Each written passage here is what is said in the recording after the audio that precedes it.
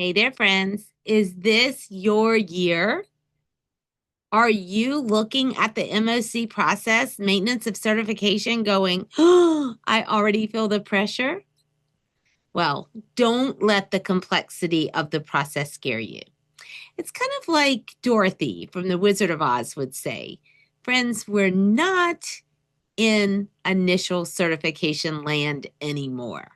This is a very different process.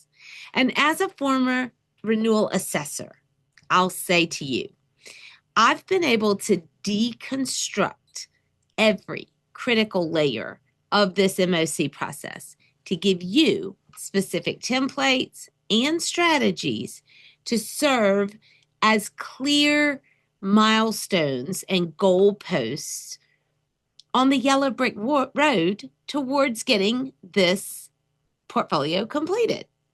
Yeah, with less extraneous cognitive load, less stress, and of course, less time on the struggle bus because you know what matters and you know how to create that from your own experiences. So I ask you today, take this journey with me down the yellow brick road through my Renew Like a Pro program. You're going to avoid the pitfalls.